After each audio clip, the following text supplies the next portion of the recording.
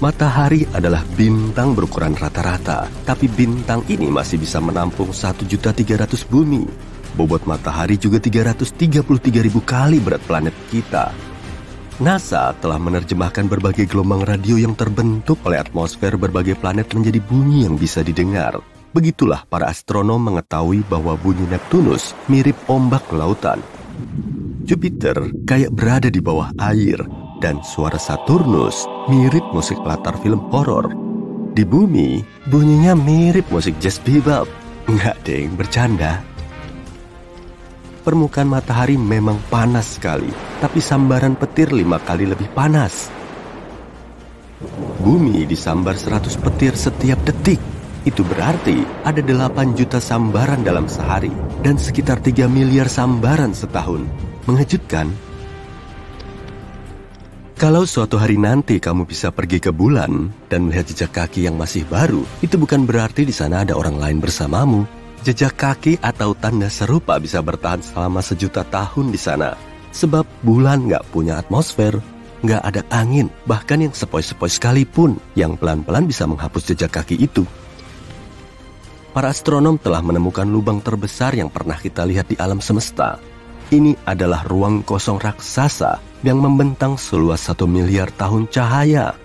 Mereka tidak sengaja menemukannya. Salah satu anggota tim peneliti merasa agak bosan dan ingin mengecek bagaimana keadaan menuju titik dingin, yaitu sebuah anomali dalam peta latar belakang gelombang mikrokosmik atau CMB. Ini adalah pendar cahaya lemah yang jatuh di planet kita dari berbagai arah dan mengisi alam semesta. Cahaya ini telah bergerak di ruang angkasa selama hampir 14 miliar tahun sebagai sinar yang muncul setelah peristiwa Big Bang. Jadi, kamu jatuh ke dalam lubang hitam dan sudah siap-siap untuk menghadapi akhir yang sedih. Tapi nggak harus begitu kok. Jatuh ke dalam lubang hitam belum tentu menghancurkanmu atau pesawat antariksamu. Kamu harus memilih lubang hitam yang besar agar selamat. Kalau kamu jatuh ke dalam lubang hitam kecil, horizon peristiwanya terlalu sempit dan gravitasinya meningkat setiap beberapa senti ke bawah. Jadi jika kamu julurkan tangan ke depan, gravitasi di jari-jarimu jauh lebih kuat daripada gravitasi di sikumu. Ini akan membuat tanganmu memanjang dan kamu akan merasakan ketidaknyamanan. Jujur, ini lumayan berasa. Semua berubah jika kamu jatuh ke lubang hitam supermasif, seperti yang ada di pusat galaksi. Lubang hitam ini bisa jutaan kali lebih berat dibanding matahari. Horizon peristiwanya lapang, dan gravitasi nggak berubah begitu cepat. Jadi gaya yang kamu rasakan di tumit dan di puncak kepala kurang lebih akan sama besarnya, dan kamu bisa masuk sampai ke jantung lubang hitam. Mitos ini terbantahkan. Jika kamu nonton film yang sangat menyentuh di antariksa dan mulai menangis, air matamu nggak akan mengalir turun. Air mata akan terkumpul di sekitar bola mata. Matamu akan jadi terlalu kering hingga rasanya seperti terbakar. Cairan apapun yang terbuka di tubuhmu akan menguap, termasuk di permukaan lidahmu. Omong-omong tentang terbakar, ternyata api nggak bisa nyala kalau di ruang angkasa. Api bisa menyebar kalau ada aliran oksigen, dan karena di ruang angkasa nggak ada, ya gitu deh. Begitu meledak, harusnya bintang tidak hidup lagi. Tapi sebagian bintang entah bagaimana mampu bertahan dalam ledakan supernova besar. Bintang zombie seperti ini sangat langka. Ilmuwan menemukan bintang zombie yang benar-benar besar bernama LP40365. Ini adalah katai putih yang terbakar sebagian. Katai putih adalah bintang yang telah membakar seluruh hidrogennya, dan sebelumnya, hidrogen merupakan bahan bakar nuklirnya. Dalam kasus ini, ledakan terakhir mungkin lebih lemah dari biasanya, yang nggak cukup kuat untuk merusak seluruh bintang. Kayak bintang yang mau meledak, tapi nggak berhasil, sehingga sebagian materinya masih bertahan. Kalau kamu pergi ke ruang angkasa, jangan coba-coba lepaskan pakaian antariksamu, kecuali kamu sedang berada di pesawat antariksa. Udara di dalam paru-parumu akan memuai, begitu juga oksigen di bagian tubuh yang lain. Kamu akan jadi kayak balon, mengembang 2 kali ukuran biasamu. Berita bagusnya, kulit cukup elastis untuk tetap menahan keutuhanmu, yang artinya kamu nggak akan meledak. Untunglah. Ketika sesuatu memasuki lubang hitam, benda itu berubah bentuk dan teregang kayak spaghetti. Ini terjadi sebab gaya gravitasi mencoba meregangkan sebuah objek ke satu arah, tapi di saat yang sama menekannya ke arah yang lain. Seperti paradok pasta. Omong-omong, sebuah lubang hitam sebesar atom memiliki massa seperti gunung yang benar-benar besar.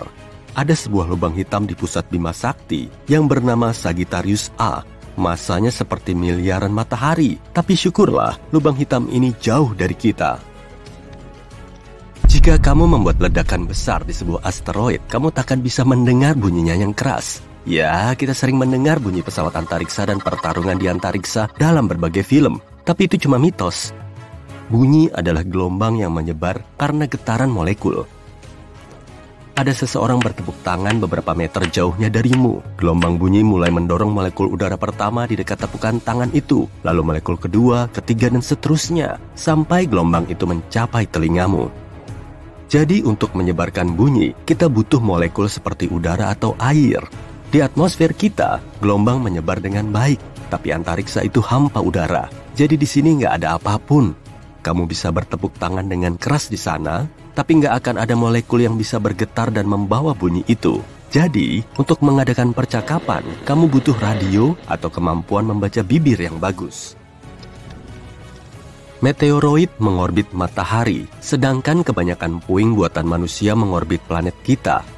Misalnya, kita meluncurkan hampir 9.000 pesawat ruang angkasa di seluruh dunia, mulai dari satelit sampai roket. Puing terkecil sekalipun bisa merusak sebuah pesawat ruang angkasa dengan kecepatan setinggi itu. Galaksi, planet, komet, asteroid, bintang, benda antariksa adalah hal-hal yang benar-benar bisa kita lihat di antariksa. Tapi itu semua cuma menyusun kurang dari 5% jagat raya seluruhnya. Materi gelap, salah satu misteri terbesar di ruang angkasa, adalah nama yang kita gunakan untuk semua massa di alam semesta yang tidak tampak oleh kita. Dan jumlahnya banyak, bahkan mungkin menyusun sampai 25% alam semesta. Energi gelap menyusun 70% lain dari jagat raya. Jumlahnya jadi 100 kan? Oke. Nah, sekarang kita ke bulan. Bulan selalu menghadap kita dengan satu sisi. Ini artinya bulan punya sisi gelap dan sinar matahari nggak pernah sampai ke sana. Tapi itu mitos. Masalahnya adalah bulan secara gravitasi terkunci terhadap bumi. Di bulan juga ada siang dan malam. Hanya saja rotasinya sama persis dengan rotasi bumi. Jadi kapanpun kamu melihat bulan, kamu cuma melihat satu sisi. Meskipun ada siang, ketika matahari juga bersinar di sana, nggak ada sisi gelap. Yang ada adalah sisi jauh. Kita bahkan punya gambarnya. Dan di sana ada salah satu kawah terbesar di seluruh tata surya kita, Basin Kutub Selatan Aitken. Luasnya 2 kali negara bagian Texas. Hiha! Satu mitos yang ternyata nggak benar adalah manusia sebenarnya belum pernah ke bulan. Ini adalah pakaian antariksa asli para astronot yang telah pergi ke sana. Lihat sol sepatunya. Sebagian orang berkata mustahil mereka meninggalkan jejak kaki seperti ini di sana. Sebenarnya bisa. Di bulan, para astronot memakai sepatu bot tambahan di pakaian mereka. Dan solnya cocok sekali dengan jejak kaki di bulan itu. Para astronot nggak membutuhkannya lagi ketika meninggalkan bulan. Jadi mereka membuangnya begitu aktivitas berjalan di bulan selesai. Mereka juga meninggalkan banyak benda di sana. Mereka bahkan membuang sandaran tangan kursi di modul bulan untuk mengurangi bobotnya. Nah, kalau menghitung semua misi Apollo ke bulan, bobot seluruh sampah di bulan sekitar 187 ton. Termasuk sejumlah wahana penjelajah bulan, puing-puing pesawat ruang angkasa, 6 modul bulan, dan semua eksperimen yang ditinggalkan. Itu setara dengan 3 pesawat Boeing 737. Mitos lain tentang matahari adalah bahwa warnanya kuning. Yuk kita ke ruang angkasa untuk memeriksanya. Kamu melihat keluar jendela pesawat dan matahari berwarna putih. Matahari cuma kelihatan kuning bagi kita karena ada filter atmosfer. Komposisi udara dan ketebalannya mendistorsi sinar matahari. Tapi bintang memang punya berbagai warna. Bintang yang dingin berwarna oranye dan merah terang. Ini biasanya bintang yang sangat tua, lebih tua dari matahari kita. Tapi bintang muda dan yang masih sangat panas berwarna biru terang. Matahari kira-kira berada di tengah spektrum ini. Oh iya, satu lagi mitos tentang asteroid. Kita harus terbang sedikit lebih jauh dari orbit Mars. Wah, kita berada di sabuk asteroid dan harus terus-menerus menghindari batuan atau balok es raksasa. Kita memasuki awan asteroid padat. Nggak deng. Faktanya, ruang angkasa itu luas dan jaraknya luar biasa. Semua batuan dan puing-puing dalam sabuk asteroid hanya setara dengan 4% berat bulan. Jadi asteroid benar-benar nggak banyak. Untuk memahami dimensi kekosongan di ruang angkasa, lihat saja tabrakan dua galaksi. Ada miliaran bintang dalam masing-masing galaksi. Dan jika kita campurkan, tabrakan itu tidak akan terjadi. Venus punya suhu super ngebul sampai bisa ngelelehin timah yang membuatnya menjadi planet paling panas di tata surya kita. Ditambah lagi, lingkungan Venus bertekanan tinggi dan berangin kencang. Tiupannya bahkan sampai 50 kali lebih ngebut dari kecepatan rotasinya. Para saintis masih belum bisa mastiin penyebab angin yang bertiup semakin kencang. Tapi yang menarik, di awan Venus kemungkinan ada tanda materi biologis yang membusuk. Mungkin itu kehidupan? Kayaknya bukan, karena Venus punya atmosfer yang kering dan berangin. Air di planet ini juga nggak mencukupi untuk membentuk kehidupan. Cincin di sekitar planet ternyata bisa teramati di sejumlah planet. Saturnus punya cincin paling terkenal dan menarik. Bahan penyusunnya sebagian berasal dari es yang memantulkan cahaya dan mengkilap. Gak ada yang kayak gitu di tata surya kita. Jupiter, Uranus, dan Neptunus punya sistem cincin juga, tapi kemungkinan besar tersusun dari debu dan partikel batuan. Astronot juga pernah nemu asteroid yang memiliki cincin. Ngomong-ngomong soal cincin, kok bumi nggak punya cincin ya? Planet gas memang punya cincin, tapi planet batuan enggak. Ada dua teori yang bisa ngejelasin pembentukan cincin kayak gini. Kemungkinan cincin ini merupakan sisa-sisa dari pembentukan planet. Cincin juga mungkin berupa materi sisa tabrakan yang menghancurkan satelit misterius, atau mungkin gravitasi udah misahin satelit ini dari planet induknya. Penyebab jumlah planet gas yang punya cincin juga belum jelas. Planet gas terbentuk di area luar tata surya kita, tapi planet batuan berlokasi di lingkaran dalam tata surya. Hal ini bisa jadi petunjuk. Mungkin planet batuan punya perlindungan yang lebih mumpuni dari tabrakan kuat yang bisa aja menghasilkan cincin. Selain itu, ada lebih banyak satelit di tata surya luar. Di situ juga ada lebih banyak cincin, atau kemungkinan planet besar punya volume yang lebih besar supaya sistem cincinnya bisa stabil. Ada teori yang nyebutin kalau bumi pernah punya sistem cincin.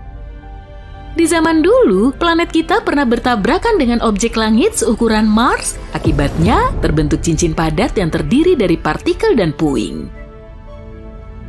Tapi cincin bumi agak beda dari planet-planet luar yang kemungkinan saling menyatu hingga ngebentuk bulan. Kayak gimana sih bentuk alam semesta itu? Einstein punya teori relativitas umum. Menurut teori ini, alam semesta kemungkinan punya salah satu dari 3 bentuk ini. Tertutup seperti bola, terbuka seperti pelana, atau datar seperti kertas. Bentuknya ini bisa nentuin apakah alam semesta kita terbatas dan terus membesar, atau malah suatu saat bisa hancur. Bentuk alam semesta dipengaruhi oleh kepadatan dan laju perluasannya. Salah satu cara terampuh untuk nyari tahu bentuk alam semesta yaitu dengan memakai latar belakang gelombang mikrokosmik atau CMB. CMB adalah sisa pijaran dari Big Bang.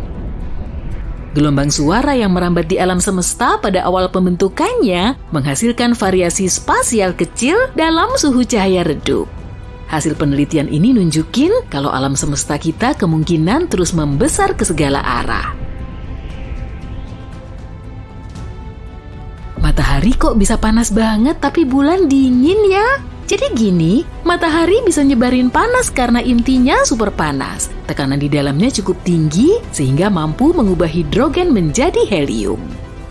Proses ini kemudian menghasilkan panas dan cahaya, bahkan panas dan cahayanya bisa menerangi bumi dan menyokong kehidupan di dalamnya meski jaraknya terpaut 150 juta kilometer.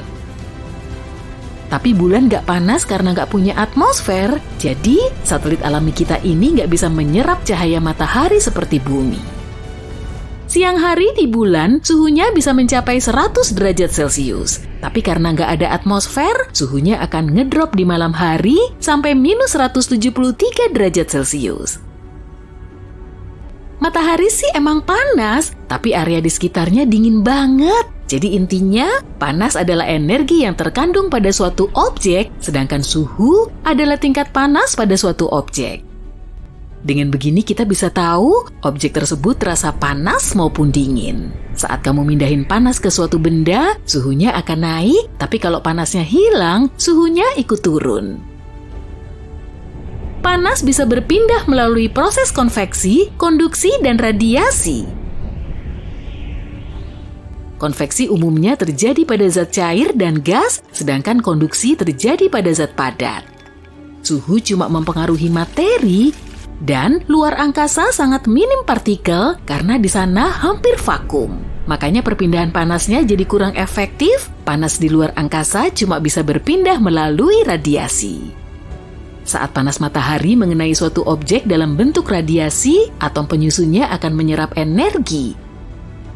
Melalui proses inilah, energi bisa mindahin atom kemudian menghasilkan panas. Suhu benda di luar angkasa nggak berubah dalam waktu lama, sehingga benda dingin akan tetap dingin dan benda panas akan tetap panas. Benda di luar atmosfer bumi yang terpapar cahaya matahari langsung akan memanas sampai 120 derajat Celcius. Tapi, benda di luar angkasa yang mengelilingi bumi tanpa terpapar matahari langsung memiliki suhu 10 derajat Celcius. Atmosfer kita ngelepasin molekul yang membuat matahari menaikkan suhunya. Banyak orang pernah mengira di luar angkasa sangat minim air. Tapi ternyata di seluruh tata surya kita ada air dalam bentuk es, misalnya di asteroid dan komet. Air juga ada di kawah Merkurius dan di sisi gelap bulan. Di Mars aja kita bisa nemu es beku di kedua kutubnya dan di bawah debu permukaannya. Air ini mungkin belum mencukupi untuk menyokong koloni manusia di atasnya, tapi tetap aja penemuan ini cukup menggembirakan. Benda langit lain di tata surya kita juga punya es, misalnya planet Katai Ceres dan salah satu satelit Saturnus. Satelit Jupiter, Europa, bisa jadi salah satu kandidat yang paling mungkin memiliki kehidupan. Di bawah permukaannya yang beku dan retak, kemungkinan ada laut. Dan jumlah airnya diperkirakan mencapai 2 kali lipatnya lautan di bumi. Satelit terbesar Saturnus, Titan, juga punya siklus cairan, tapi bukan berupa air. Siklus ini menggerakkan materi di antara permukaan dan atmosfernya. Jadi di awal prosesnya, siklus ini mirip kayak siklus air di planet kita. Danau Titan yang luas ternyata juga mengandung etana dan metana. Kedua senyawa ini kemungkinan berada di atas lapisan air. Jarak Neptunus ke matahari 30 kali lebih jauh dari bumi ke sang bintang. Makanya panas dan cahaya yang mengenai planet ini lebih sedikit, tapi panas yang terpancar ternyata lebih intens daripada yang didapat.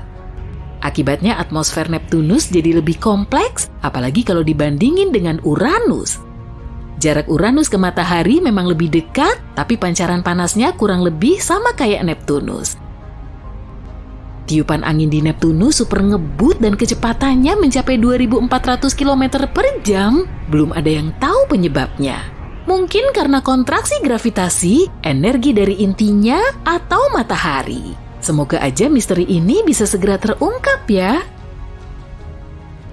Kamu bisa ngebayangin es panas nggak? Hal ini bisa terjadi di eksoplanet yang jaraknya 33 tahun cahaya dari bumi loh. Planet ini punya sejumlah unsur air pembentuk es yang bisa ngebul. Es di sana berwujud padat karena pengaruh tekanan, tapi suhu permukaannya sangat ekstrim dan bisa mencapai 300 derajat Celcius. Karena itulah airnya jadi super panas, kemudian menguap. Bisa kebayang nggak ya kayak apa wujud es kopi tapi kopinya terus dipanasin? Kita bisa aja lagi ngelihat ke masa lalu saat memandangi bintang. Jarak bintang sangatlah jauh sampai bertahun-tahun cahaya, sehingga cahayanya perlu melesat lebih lama sebelum sampai ke planet kita. Mungkin juga bintang yang kita lihat sebetulnya udah mati, misalnya saja pilar penciptaan. Pilar penciptaan adalah suatu area yang jaraknya 7.000 tahun cahaya dari kita dan namanya adalah Eagle Nebula. Pilar penciptaan adalah awan gas dan debu dalam bentuk pilar. Saintis pertama kali menemukan pilar ini pada tahun 1995, padahal ledakan supernova telah menghancurkan pilar ini sekitar 6.000 tahun yang lalu. Jadi gambar yang ada di foto itu sebetulnya adalah pilar penciptaan pada masa 7.000 tahun yang lalu. Sejauh ini Mars punya gunung berapi terbesar di tata surya, ukurannya lebih besar dari Hawaii dan 100 kali lebih besar dari gunung berapi terbesar di bumi. Planet merah ini kelihatan sangat tenang, tapi dulu permukaannya dipenuhi banyak gunung berapi. Karena gravitasi di Mars jauh lebih lemah daripada di bumi, ukuran gunung berapinya jadi besar banget.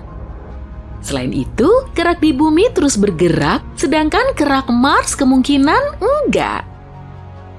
Saat melihat foto yang diambil dari pesawat luar angkasa atau stasiun luar angkasa internasional yang menunjukkan objek diterangi matahari seperti bumi atau bulan, pasti terlihat ada yang aneh. Luar angkasa terlihat terlalu kosong. Tidak ada pemandangan indah dari langit malam yang penuh bintang.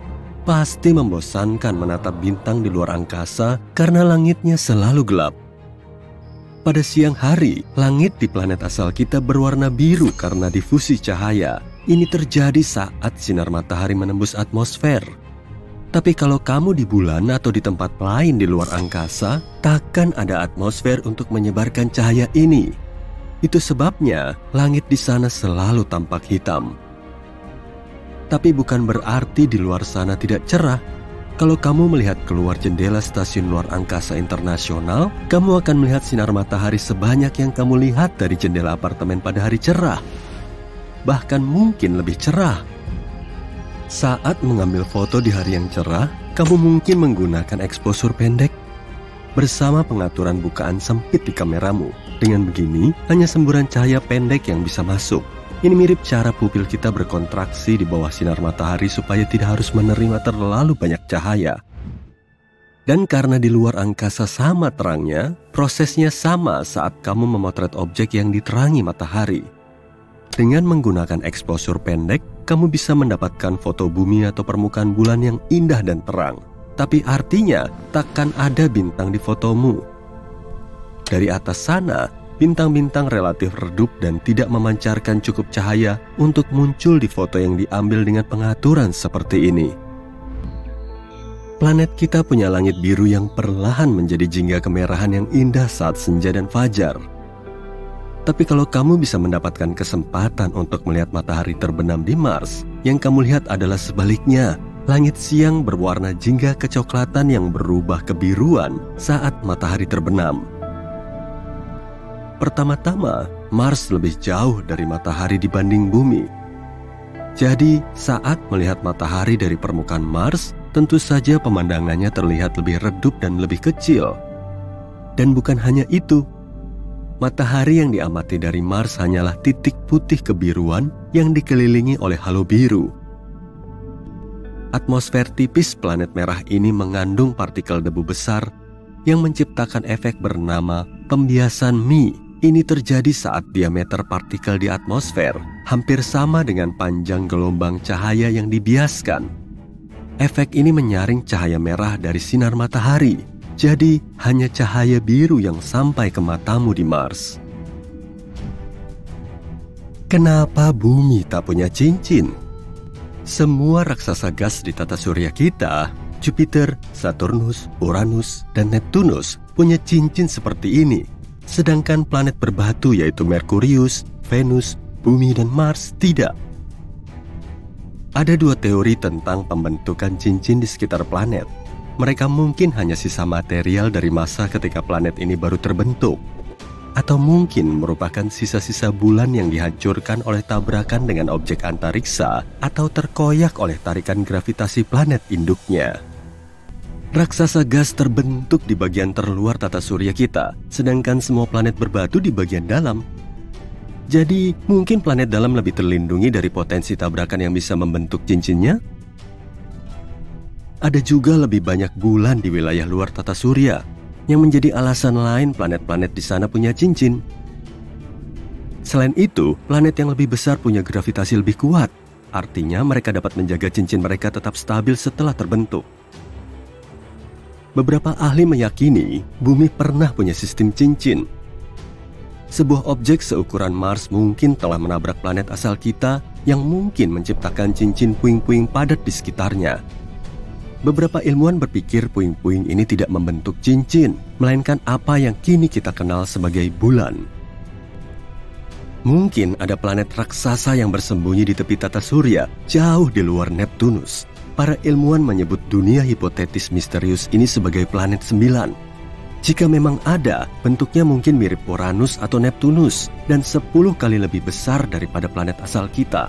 Ini kemungkinan akan mengelilingi matahari, tapi di bagian terluar tata surya, sekitar 20 kali lebih jauh dari Neptunus. Teori menarik lainnya mengatakan bahwa planet 9 sebenarnya bisa menjadi lubang hitam seukuran limau gedang yang melengkungkan ruang dengan cara sama seperti planet besar. Meski kita pernah mengira zat ini langka di luar angkasa, air sebenarnya ada di seluruh tata surya kita. Misalnya, kamu bisa menemukan di asteroid dan komet. Air juga ada di kawah bulan dan Merkurius. Kami belum tahu apakah ada cukup air untuk mendukung koloni manusia jika kita memutuskan pindah ke sana. Tapi kumpulan air seperti ini pasti ada di sana. Mars juga punya air di kutubnya. Sebagian besar tersembunyi di lapisan es dan mungkin di bawah permukaan planet yang berdebu. Europa, bulan Jupiter, juga punya air. Ini kandidat paling mungkin untuk menampung kehidupan di luar bumi. Mungkin ada lautan air cair di bawah permukaannya yang beku. Europa mungkin mengandung air 2 kali lebih banyak dari gabungan semua lautan di bumi. Neptunus ternyata hangat. Meski jaraknya 30 kali lebih jauh dari matahari dibanding planet kita dan menerima lebih sedikit sinar matahari, Neptunus memancarkan lebih banyak panas daripada yang didapatnya. Neptunus juga punya aktivitas jauh lebih banyak di atmosfernya, terutama jika kamu membandingkannya dengan tetangganya, Uranus. Kedua planet ini memancarkan jumlah panas yang sama, meski Uranus jauh lebih dekat ke matahari dan tak ada yang tahu penyebabnya. Neptunus punya angin kencang yang mencapai kecepatan 2.400 km per jam. Bisakah mereka menghasilkan panas ini? Atau mungkin karena inti planet atau gaya gravitasinya? Ada lubang hitam besar yang meluncur di luar angkasa dengan kecepatan 8 juta km per jam. Para ilmuwan menemukannya menggunakan teleskop luar angkasa Hubble. Mereka meyakini beratnya setara 1 miliar matahari. Itu seharusnya berada di pusat galaksi rumahnya, tapi sejumlah gaya gravitasi mendorongnya. Pada satu titik, lubang hitam ini melepaskan diri dari galaksinya dan terus menjelajahi alam semesta. Untungnya, itu masih 8 miliar tahun lagi. Badai surya sangat kuat, sehingga bisa membuat kita dalam kegelapan total. Pada Juli 2012, badai surya terkuat selama lebih dari 150 tahun meleset dengan tipis dari bumi. Ejeksi massa koronal atau CME adalah gelembung besar gas terionisasi. Mereka merobek orbit kita saat itu. Jika mereka telah menangkap planet kita di garis bidik, kita akan benar-benar berada di garis tembak. Kita akan menghadapi materi matahari yang meluncur ke bumi, merusak komputer, dan menyebabkan pemadaman listrik yang akan berlangsung berbulan-bulan. Badai surya yang mengejutkan menghantam kita pada 25 Juni 2022. Seorang fotografer berhasil menangkap aurora terang menakjubkan yang melintas di langit fajar di Calgary, Kanada yang berlangsung selama 5 menit. Ini disebabkan oleh badai. Bintang vampir benar-benar ada loh. Mereka bagian dari bintang biner dan mengisap kehidupan dari bintang lain dalam sistemnya. Mereka melakukannya agar tetap menyala lebih lama. Bintang tersebut bekerja seperti ini. Bintang lebih kecil dengan massa lebih rendah mencuri bahan bakar hidrogen saudaranya untuk meningkatkan massanya sendiri. Bintang vampir ini makin panas, warnanya menjadi biru mencolok. Dengan begini, dia terlihat jauh lebih muda. Warna alam semesta dijuluki cosmic latte. Cahaya yang datang dari galaksi dan bintang di dalamnya, serta awan gas dan debu di alam semesta yang dapat diamati memiliki warna spesifik. Warnanya gading, hampir mendekati putih.